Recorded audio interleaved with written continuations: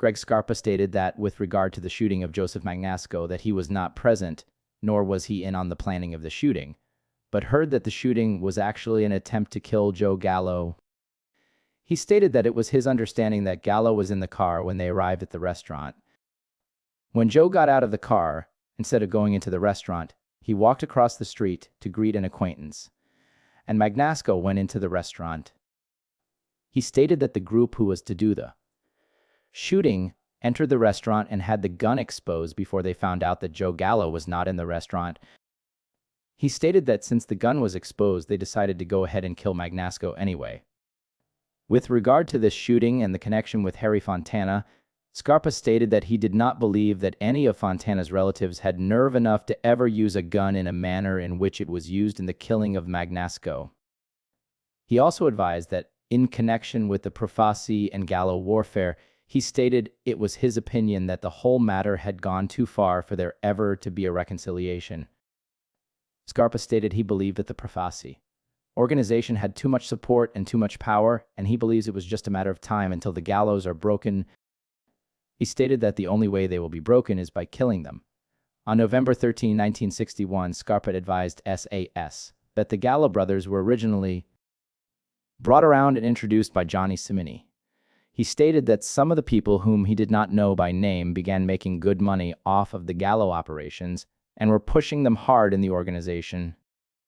Scarpa stated that Charles Lo Cicero was opposed to the Gallos from the beginning, stating that the Gallos were not the right kind of people.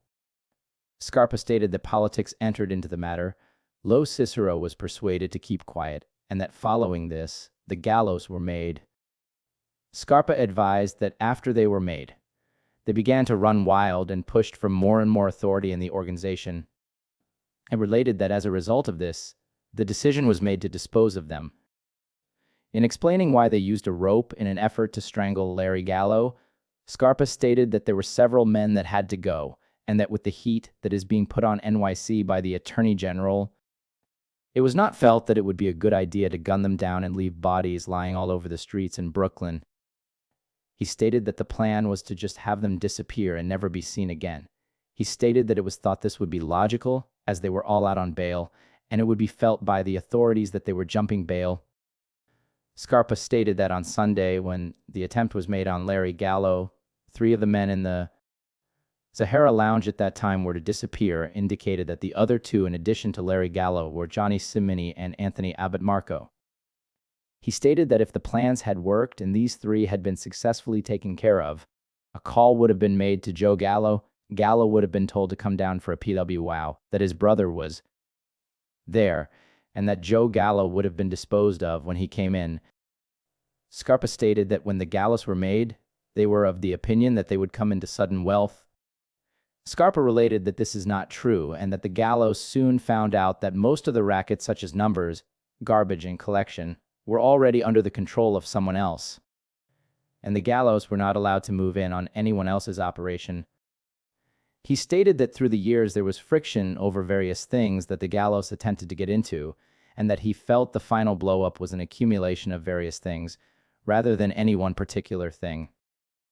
Scarpa stated that there had been meetings held at the Golden Door restaurant at Idlewild Airport in an effort to settle the issue with the Gallos before all the trouble started.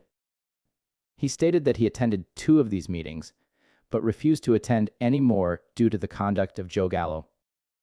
He stated that when the Gallos first left the Profasi family, that some of the men went with them.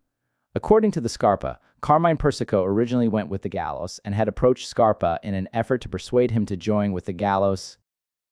Scarpa stated that he knew the Gallos were crazy and that nothing but trouble could come from joining with them. Therefore, he would not consider leaving the Profasi family to associate with the Gallo group. He stated that all of the men who originally went with the Gallos are either dead or have returned to the family. In this light, he stated that Joe Gelli is one of the ones considered dead.